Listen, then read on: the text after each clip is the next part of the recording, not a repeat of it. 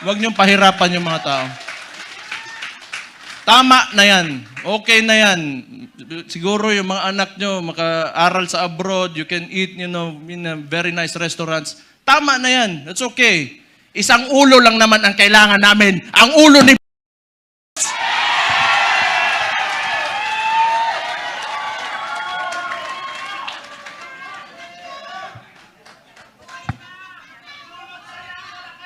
Kaya, this coalition, if you cannot approach me, you approach Mike Defensor, you approach Bebot Alvarez, you, the congressman, I'm talking to you, if you want to defect, akala ko tatapusin pa yung kanta eh. Sige, upo lang kayo, relax lang.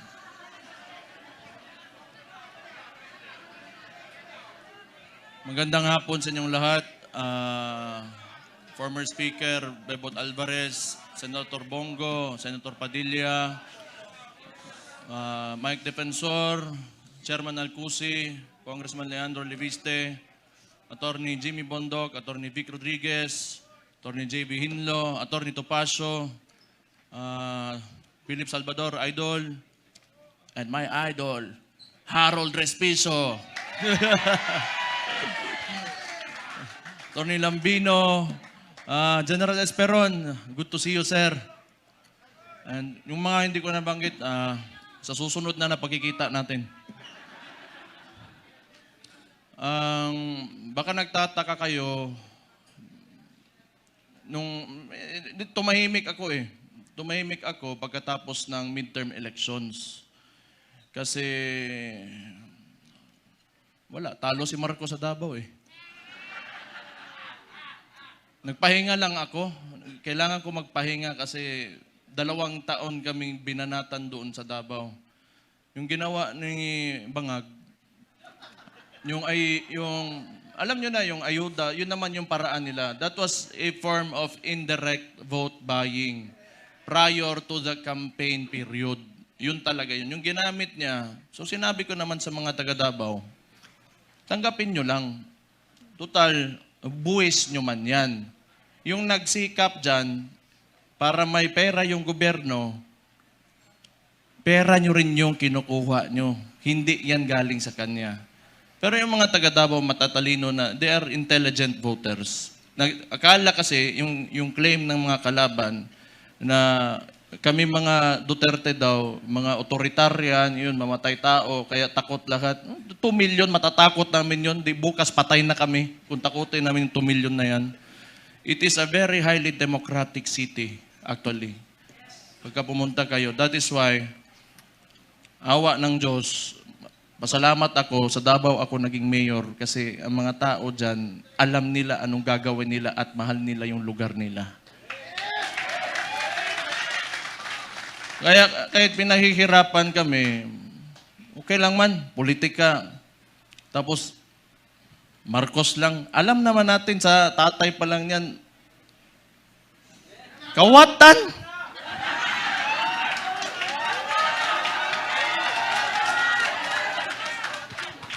Hindi, kasi ganito yon. Nung nagsimula yung kampanya nung 2022, kasama niya yung kapatid ko, the Vice President, siyempre, inisip ko rin, siguro, itong tao na to gusto maging presidente. He will redeem the Marcos family name. So, hindi ko naman talaga inisip na may ganun din pala yung tao na yan. Kung siguro nasa isip niya, kung sira na yung pangalan namin, sirain ko na lang lalo. Wala naman akong politika lang to. Kung bahala sila, magalit sila sa akin. Si Auntie Claire, tanawa. Pagkatapos ito, Auntie Claire, si Mayor, basta, nimbuangan ka. Oh. Nagpahinga lang ako. Kasi before the midterm elections, kami doon sa Davao, lagi kami nagmo-mobilize kasi nung sinimulan nila yung People's Initiative, papipirmahan nila yung mga papel. Siguro I do not know, pero definitely sa ugali ng mga nangyan, wag na natin yung buong administrasyon niya. Kasi siya naman yung nasa taas ng chain of command, yung presidente. Definitely, ang suspicion namin, it was for term extension. At that early, 1 year or 2 years pa lang, hindi pa nagdadalawang taon yung termino niya, may pa-people's parang plebiscite yan noon na nag-gather lang ng mga tao, pinataas yung kamay, o sige, maging diktador na tayo, maging authoritarian regime tayo for 27 years. So that was the attempt of this guy, bangag nga na dias Malacanang karon. Kita niyo yung nasa UN siya, sipon. May chat GPT na ngayon. Hindi ko naman sinasabi kasi makukulong ako, tapos kakasuhan ako. Pero tingnan na lang, what are the causes of cocaine? Tingnan yung chat GPT. How it will affect your nasal cavity. May cellphone na kayo lahat. Wala. Swindler. He is a swindler. Yung ginawa sa atin, kaya nga naniniwala tayo, kasi akala natin itutuloy niya. Ganito lang naman tayo, kaya nandito tayo lahat ngayon. Kayo. Marami tayong parallel groups. Nilapitan ako ni Sir Mike Defensor, pati ni Speaker Bebot. Na nakita ko sila pagdating nila doon sa bahay ko, patay problema na po ni. Nagpahinga lang ako kasi grabe yung Pero ang akala nila, tumigil na tayo. Hindi pa tayo tumigil. Anong gusto nila? Lalabasin lahat ng ginawa nila. Tingnan mo katangahan nito ni Bangag. Siya nagbukas ng usapin ng flood control na may mga ghost project. Kaya ako tumahimik talaga. Kasi hinayaan ko na mag-self-destruct yung gago na yan.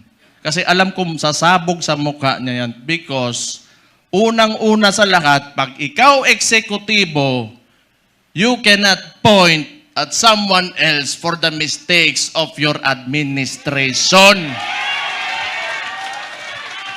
Responsibilidad mo yan, ibig sabihin, either hindi ka nag-iisip o kulang ka sa pag-iisip o hindi mo talaga gusto yung trabaho mo.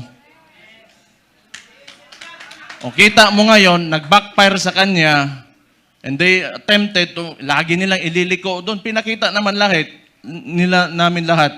Sa Davao, walang ghost project, may resibo kami lahat doon.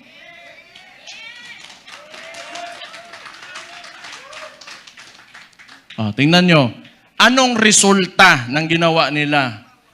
Kasi tinawag na natin yan, yung 2024 is the most corrupt budget or the 2025, yung sinabi ni Sid Ungab nung panahon. Hindi, lahat yan kasi siya yung nakaupo eh. The most corrupt. Bakit di sila makakilos ngayon na tumaas yung presyo ng langis? Walang pera. Bakit hindi nila kayang babaan yung VAT, yung panawagan ni Leandro Libiste?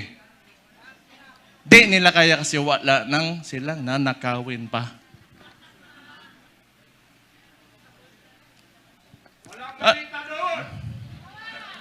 Alam nyo, hindi naman talaga perfecto kahit saan ka pumunta sa buong mundo. May mga lobbyists, the congressmen and the senators, dadaan talaga yung pera dyan because that's the power of the purse. Lobbying and all of that. Pero the estimated loss to corruption umaabot na sa trillion. It doesn't make sense anymore. Saan mo pa gagastusin yung pera na yan kung nasa bulsa mo yan? For what? Magkano ba gusto mong, yung kanin mo, gusto mo tag 200 pesos per kilo? Gusto mo yung pinakamasarap na pagkain, pinakamasarap na steak? Ano ba gusto mo sa buhay mo? Yan mga yan, mayayaman na yan. Hindi pa sila nakukontento.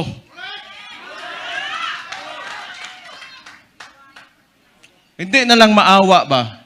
Kita nyo yung mga matatanda na nagmamalingke sa umaga, magdadala ng bayong, tapos pahihirapan mo pa, ngayon tumataas presyo ng lahat. Hindi sa nakatingin sa pangkaraniwang Pilipino, ano ang buhay ng Pilipino. Ang tapos, itong na to, patay na buguan eh. Gusto ko man yan, pag inita nila ako, para ano naman, nagpahinga lang ako. Balik na naman tayo, patay na naman sila sa atin.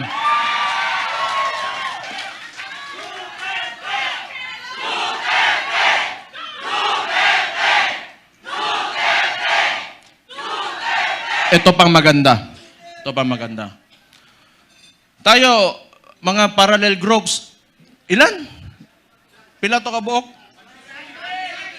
600 parallel groups. Anong sinabi ng Vice Presidente? Siya ay tatakbong presidente, kumilos na tayong lahat.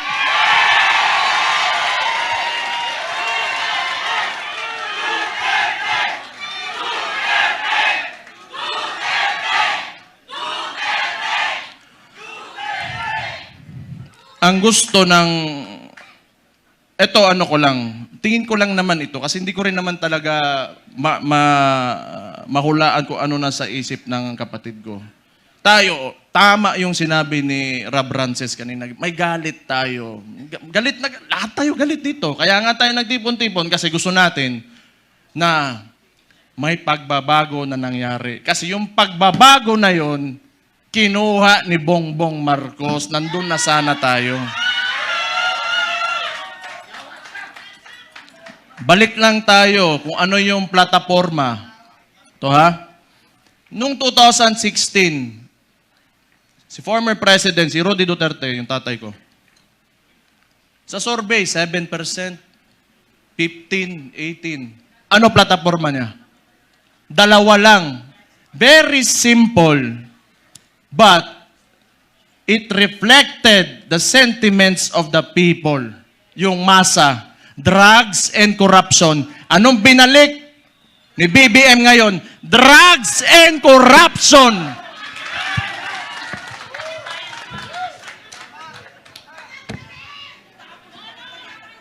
Sabi ng kapatid niya, hindi ako yun ha.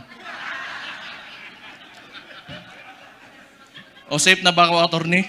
Sabi ng kapatid niya hindi ako nasabi nun di ba? Addict daw yung kapatid niya, ang maulagi na ba?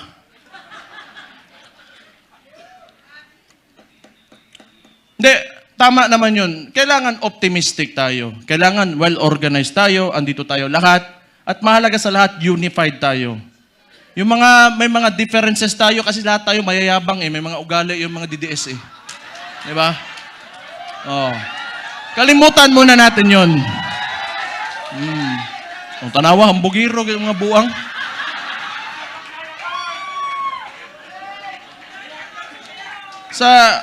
Sa ngayon, kailangan organisado tayo. Kailangan kalimutan muna natin yung mga differences natin. Magkaisa tayo. At since nagdeklara na natatakbo yung principal natin, who is the Vice President, Sara Duterte, magsimula na tayong kumilos.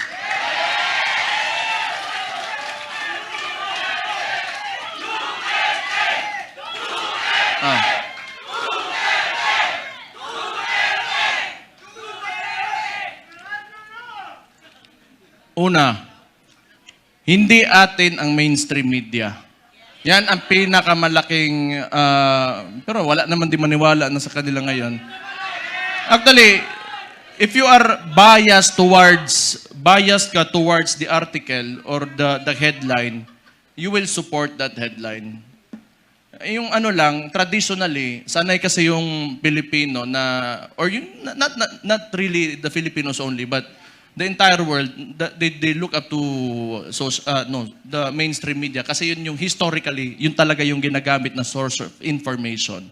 But we all know na it can be manipulated. And it is, now, it is very well manipulated by... No, I do not blame them. May iba lang talaga na talagang rabid na anti-Duterte na mga tulad ng Rappler. Pero yung iba kasi talaga, wala yan. Matatakot talaga yan sa gobyerno. Kasi yung gobyerno, yung negosyo mo, lalapitan ka lang yan. Lalapitan ka lang ng BIR, ng ipapasarado ka, takutin ka. I know this because a lot of individuals in Davao, businessmen, were even afraid to come near me.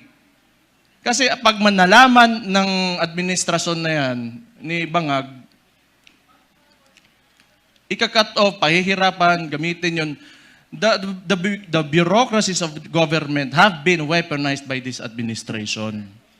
So intindihin na natin yun. Intindihin na natin yun. What we can do is,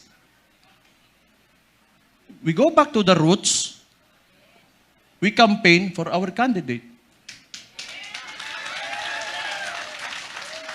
Wala rin naman tayo, kasi hindi rin naman tayo papansinin ng mga mainstream media because, lahat, masang Pilipino man tayo. So we do what we do best. 2016, anong ginawa nyo? Walang campaign materials na mabibigay yung tatay ko? Anong ginawa nyo? Kayo gumawa sa sako. Then this will be 2016 all over again. Let's reclaim the country and give it back to the people.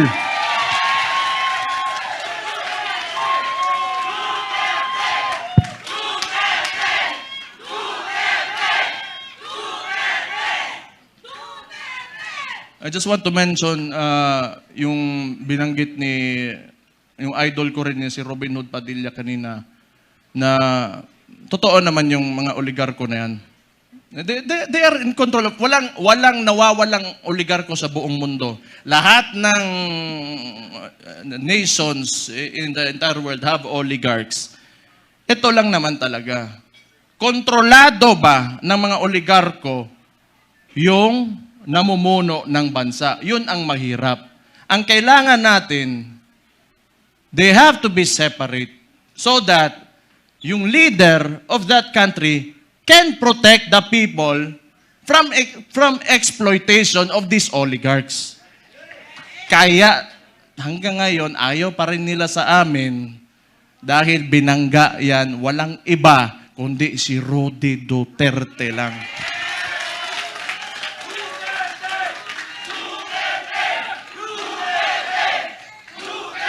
So, siguro naman, nag-declare na yung kapatid ko and we're going into the 2028 elections. Pakiusap ko lang sa mga oligarko, may mga mayayaman, malalaking negosyante talaga that have command of the economy. Maawa naman kayo sa mga tao. Maawa naman kayo sa mga tao. Give this country a chance na sumarap din ang buhay ng yung mga naglalakad lang sa daan na walang mga sasakyan. Yung sinabi ko kanina, it really breaks my heart. Yung living conditions ng tao ngayon. Sometimes, it makes life harder to live seeing this. Sa totoo lang. I am guilty because I have may bahay ako, sementado, nasa loob ng subdivision. It makes me feel so bad that the other Filipinos, my countrymen, have to suffer. Kaya naman tayo nandito. Alam ko, mahal niyo yung tatay ko dahil alam niyo na talagang minahal at mahal niya yung bansang Pilipinas.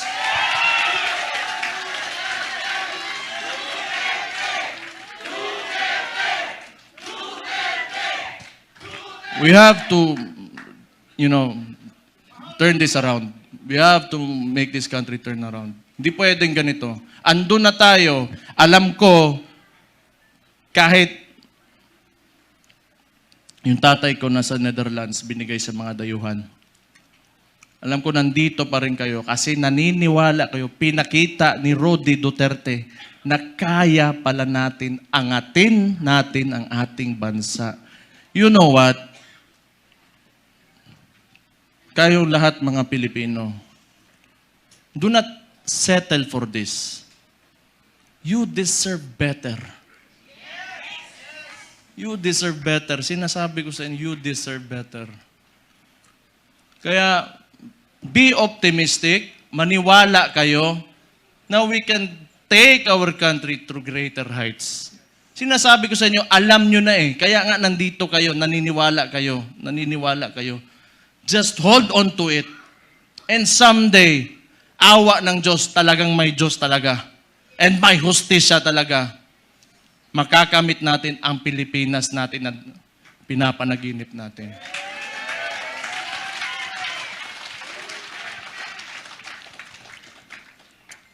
Isa, lahat ng politiko, kailangan bitawan natin yung mga pansariling nating gusto. We have to be selfless public servants. Unang-una yan sa lahat kung gusto natin talaga umangat itong bansa natin. Sabihin na natin, oh, may nakawan nangyari, bigayan ng pera, whatever. That should be enough. Nagkaroon na kayo ng presidente that tolerated it. So what's next? Dadagdagan nyo pa? Nagpasarap na kayo ng sobra-sobra, gusto nyo pa? You know, kung swerte na kayo sa buhay, it's time you give back to the people. Huwag niyong pahirapan yung mga tao. Tama na yan. Okay na yan. Siguro yung mga anak nyo maka-aral sa abroad, you can eat, you know, in a very nice restaurants. Tama na yan. That's okay. Isang ulo lang naman ang kailangan namin. Ang ulo ni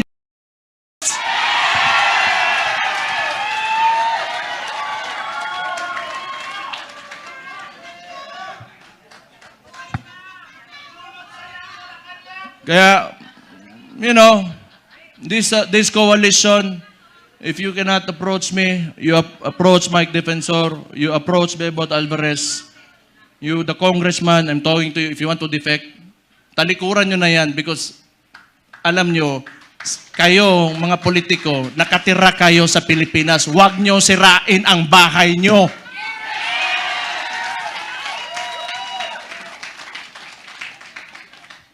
Tanawa, nasuko na po ko.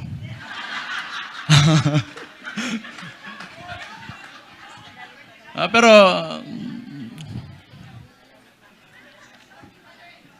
tama yon kasi si Martin, wala naman. Si Bongbong na ang sunod. Tama yon. Si Martin yung talagang mautak na marunong magmaniobra ng Congress eh. Ngayon, baka si Charis.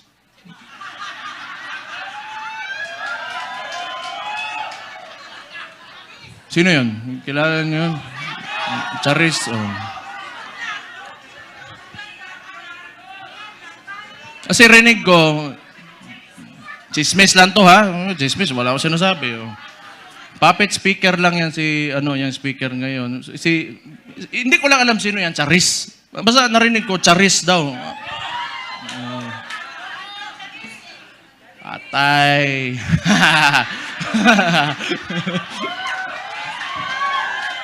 Hala mo diha. Basta ako, nagsalita na ako. Yun yung nasa puso ko, yun na nasa isipan ko. Kung maniwala kayo, okay. Hindi kayo maniwala, okay lang din. Kung hindi ko maniwala tayo dito lahat, nabangag talaga yung nasa taas, alam nyo na anong gawin nyo. Ilagay natin ang Vice Presidente sa 2028 na Pangulo natin. Ito lang, yung mga nananawagan, na gusto natin ng radical, revolutionary movement. Gusto nyo? Sumama kayo kay Leandro Libiste. Pumunta kayo doon. Hindi, kilala ko yan noon pa. Kilala ko si Leandro. Pumunta yan ng Davao, nagbigay yan ng mga solar panel sa isang indigenous community doon sa Davao City. Matagal na. So, may ano yan sa CSR na ginawa doon. Kaya mabait yan na bata. Mas matanda ako ng konti eh. Mabait yan si Kong. Mabait yan. Kaya yan naging ganon. Kasi alam mo yung mga mababait na tao, pag ginalit mo, patay ka talaga. Mag-ingat kayo. Ayan pa, may isang isiraulo si Attorney Harold Respiso. Sabi ko nga nakita ko tong gago na ito, sabi ko, puta, hindi lang pala ako ang siraulo dito, may kasama na ako. Wala yung isang isiraulo din, si Kiko Barzaga. Pero pag I want to talk to the younger people in the cameras. Subaybayan niyo yung mga bata na yan, yung mga tao na yan. They are the future of Philippine politics. Sino ba namang siraulo na lalaban ng administrasyon, magiging opposition, lalo ng ganito kaabusado? You know, what seemed to me, yung ginawa nila sa tatay ko, was a state kidnapping. Yung mga bata na yan, di natatakot yan. We need people like them. We need people like them. May iba naman, diplomatic, parang si Senator Bongo. Okay yun. Hindi pwedeng lagi tayong galit lahat. Diba? Dapat may mabait din sa atin.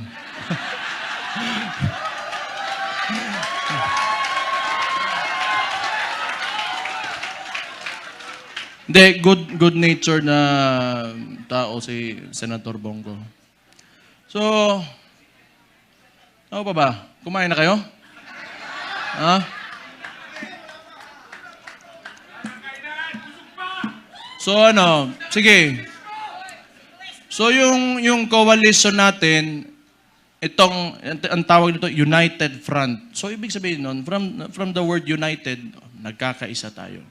Okay? So,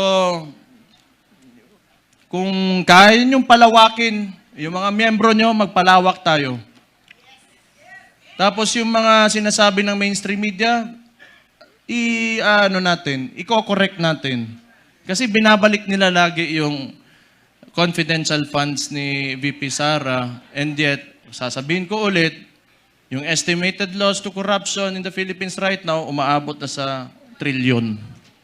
Trilyon against the 125 million na nakihirapan nga silang patunayan. Can you see how absurd that is? So, yung messaging lang, kasi wala sa atin yung mainstream media eh. You try to talk, i-correct nyo. Huwag muna kayo magalit. Be on a level na gusto nyo lang iparating yung opinion nyo at tingin nyo sa kung sino man makakausap nyo. So, mga panya lang tayo, malinis. Wag na natin gayahin yung mga grabe kahugaw. Ang dumi talaga ng politika. Ako kasi okay lang ako. Wala mo naman pakialam sa sarili ko. Wala talaga pakialam kung ano-ano sabihin. Basta ako, ginagawa ko na yung trabaho ko. Pag yung araw na tumakbo ako dyan, tapos di ako nanalo, ibig sabihin tapos na ako. Pero wag nyo, I've been experiencing this ever since I went into politics. No. Ever since Rudy Duterte became the president, and the world is a nasty place. It's really nasty. So, tingin ko, tama naman yung sinabi ng Vice Presidente. Magkampanya lang tayo, maayos. Kung ano man yung mga plataforma niya, pinakita niya na mga nagawa niya, yun ang sasabihin natin. Huwag na tayong pumatol. Tama yun, huwag na tayong pumatol. Kasi ayaw ko rin, Ako na lang, gusto kansawanay man ng Claire. Ante Claire, masuko, magagalit na naman yan eh. Alam ko eh. Sasagot na naman yan. Buwang? Buwang. O, kung value sila, value din ako. Ganun lang naman. Pero alam mo, yung observation ko lang, this is only my observation.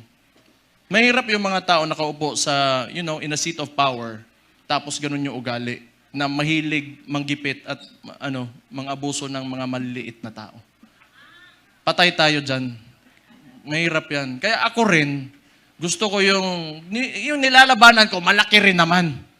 Para kung makukulong man ako, matatanggal ako sa pagka-mayor ngayon, o mamamatay man ako, at least worthwhile yung ginawa ko at para sa sambayan ng mga Pilipino. They only pick on people na kaya nila eh. They only pick on people na kaya nila. Pero, hindi nila kaya ang masang Pilipino. That will never happen. Hindi nila kaya yan. Bukas na ang mga isipan at mga mata ng Pilipino ngayon. Bakit isa lang nagsasabi na tama? Kayo, hindi nyo alam?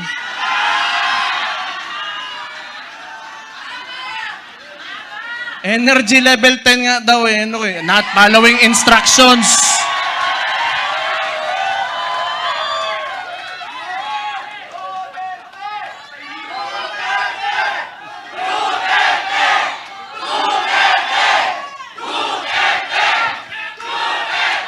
Kayo, nilalagay nyo talaga ako sa alanganin ba? Okay lang. Alam nyo, yung tumakbo, yung tatakbo na yung tatay ko, lahat kaming magkakapatid, hindi talaga pumayag. Kaya isa ring value yun. Kasi alam ko talaga, pagka nahamon yun, ibibigay niya talaga buhay niya para sa inyo. Kaya hindi kami pumayag. Pero siguro, tingin ko lang, hindi ko naman pwedeng hulaan yung na sa isip niya, mahal niya talaga kayo at yung bayan niya.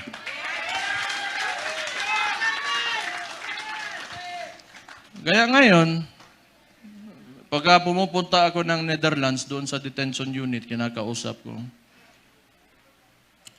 can never imagine someone who would, like an actual individual in front of me that would actually give away his freedom and his life for his country. Kahit tatay ko siya, I am so amazed. And I am very, honored that he is my father.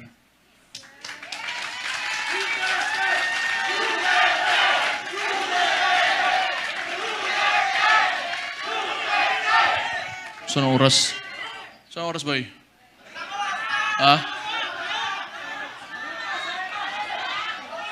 Hindi, basta kung may problema, we have to communicate with each other. Okay? Let's just be friends, lahat tayo. Huwag tayong mag-away-away. Andito ang PDP, andito ang Reform PH, and Reforma, andito ang Maisog, and hindi ko na mababanggit yung lahat ng parallel groups, Reforma Pilipinas. Magkaisa tayong lahat. It's time to move. Move with positivity and optimism. Let go of yourselves. Give your all for the country. Lahat ng gagawin natin, hindi para sa atin, kundi para sa bayan natin. Let's make this happen. 2 taon, 2028 na. Kaya natin to.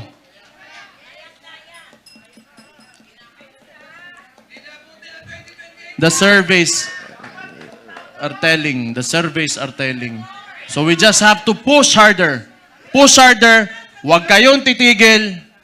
And always remember, pagka you are facing adversity, hindi kayo nag-iisa. Ako si Mayor Sebastian Duterte ng Davao City, kasama nyo. Magandang hapon sa inyo lahat. Mabuhay kayo. Allahu Akbar! Mabuhay ang Pilipinas! Mabuhay si Vice President Inday Sara Duterte! Maraming salamat and God bless you all. Lugmok na tayo. Puro pa sila politika. Pero ang sabi nila, yung korupsyon, may mangyayari daw. May nakulong na ba? Dumaan na ang Christmas. Dumaan na ang bagong taon. Dumaan na ang Valentine's. Nagsimana Santa na. Namatay na si Kristo. Nabuhay na. May nakulong na ba? Wala.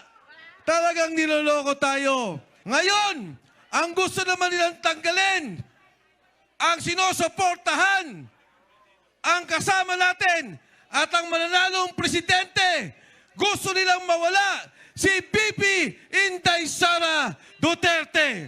Hindi natin papayagan. Hindi nila alam. Pag ginawa nila yan, may kandidato pa tayo, si Baste Duterte.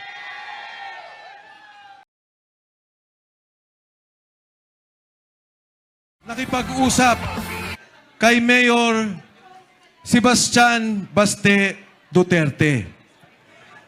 Ang binanggit namin kay Mayor Duterte ay ang pangangailangan ng liderato dahil nakita namin ang maraming organisasyon.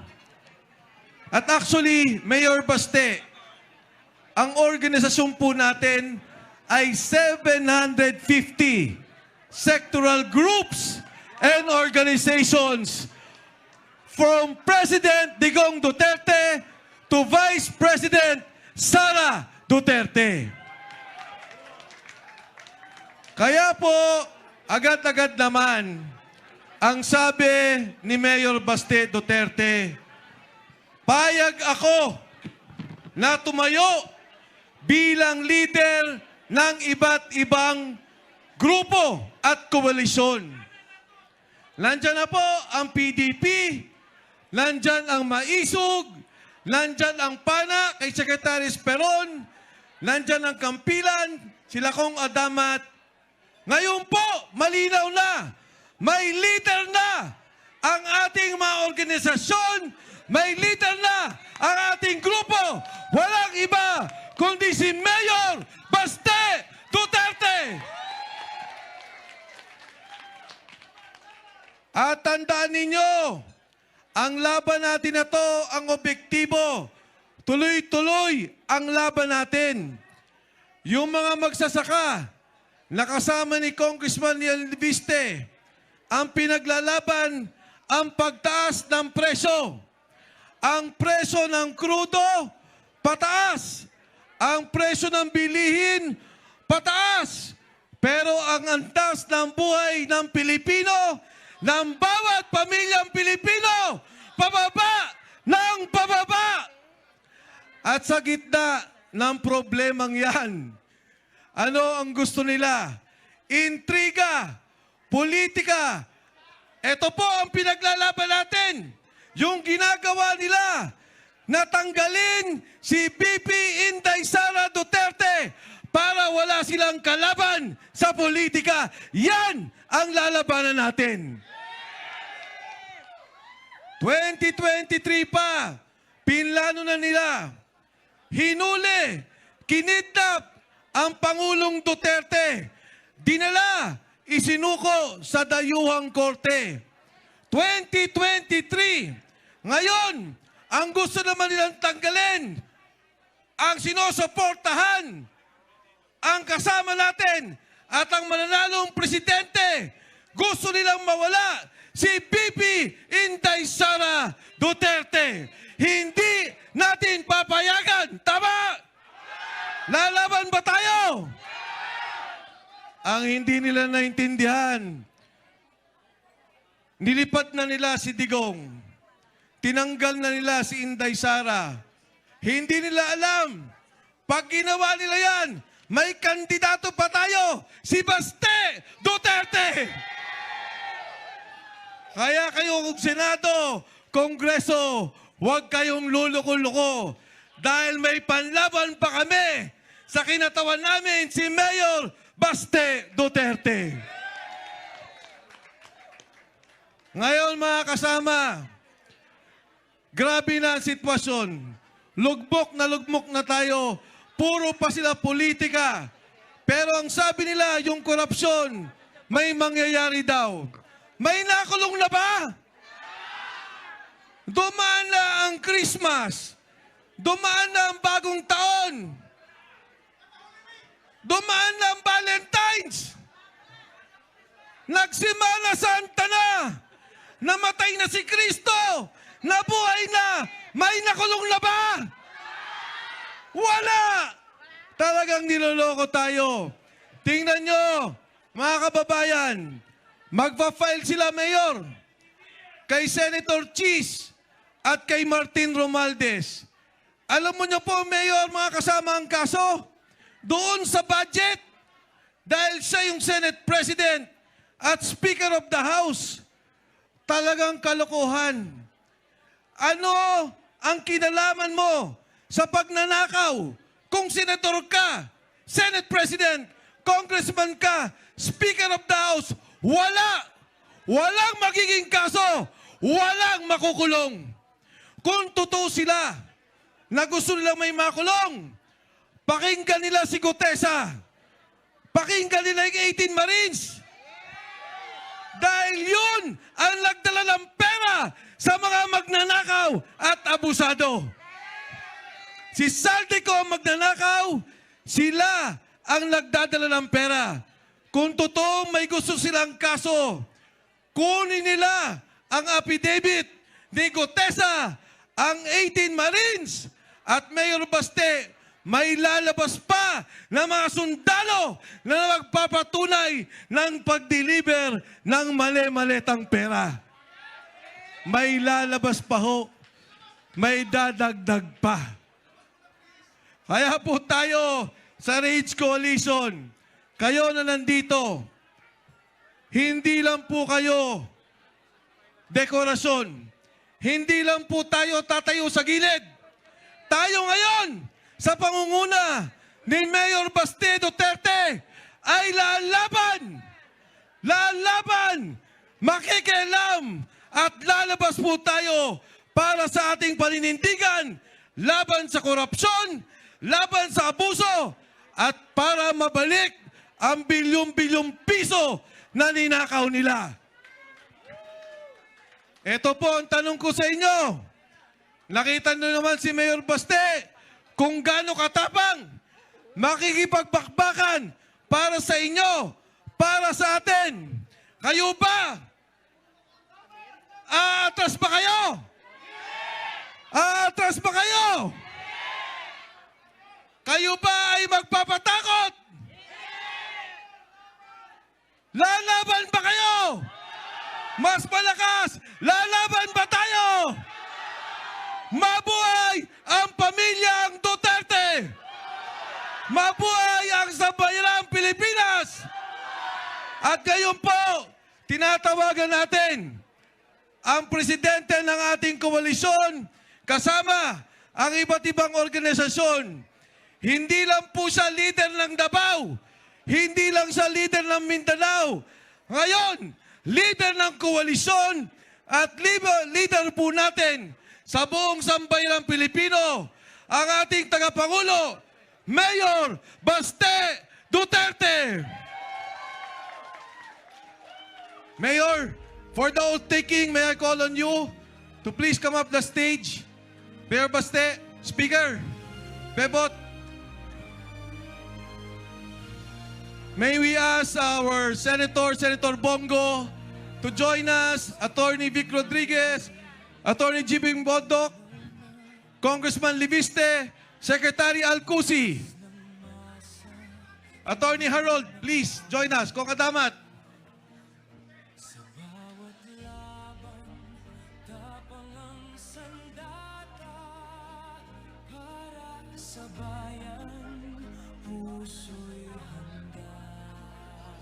And of course, Attorney Ferdy Tupaso.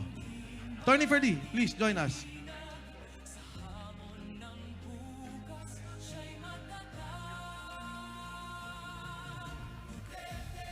Attorney Manuel Luna.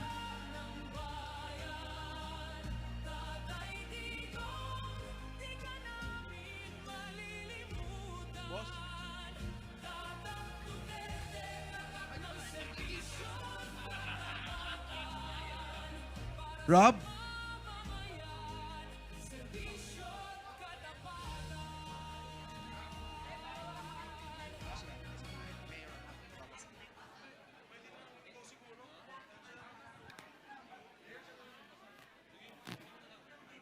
Okay, lahat po tayo. We will... lahat po tayo, pakitaas po ng kanang kamay. Let's take an oath. Alright? Pero gusto po natin, pag ginawa natin to, level 10. Yes. As if the future of our country depends on it. Senator Bongo, may we request you to please join us? Okay. Lahat po tayo, pakitaas ng kanang kamay. Okay? Pero hindi ordinaryong oath ang gagawin natin. Yung buong lakas na i-declare mo. Kasi dito, kung gaano katapang si Mayor Baste, ganun din dapat lahat tayo katapang. Okay? Alright. We stand united today We stand united today in solemn pledge before God, in solemn pledge before God, country, country, and the Filipino people. and the Filipino people. We pledge to demand accountability, We pledge to demand accountability, resist corruption, resist corruption, protect the oppressed, protect the oppressed, defend democracy, defend democracy, and reject abuse of power. and reject abuse of power. We pledge to stand for leadership We pledge to stand for leadership that is transparent, that is transparent, courageous, courageous, responsive, responsive, and faithful to national interests. and faithful to national interests. And we pledge to work together And we pledge to work together with integrity, with integrity, conviction, conviction, and unity and unity, so that justice may prevail, so that justice may prevail, democracy may endure, democracy may endure, and the welfare and the welfare of every Filipino of every Filipino will always come first. may always come first. This we solemnly swear This solemnly before God, before God, before country, before country, and the Filipino people. and the Filipino people.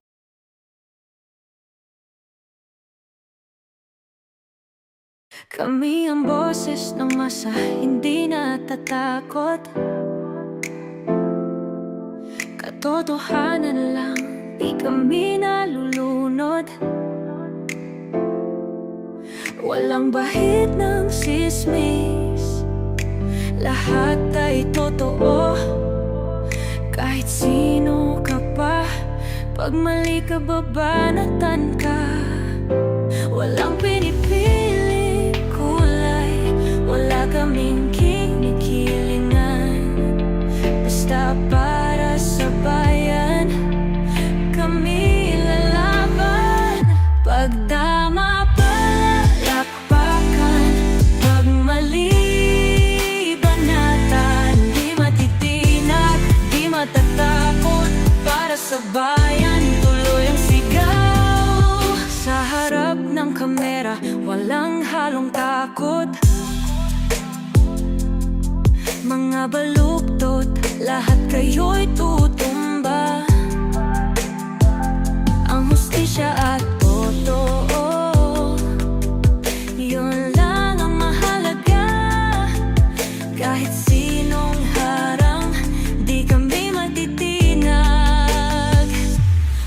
pinipiling kulay, wala kaming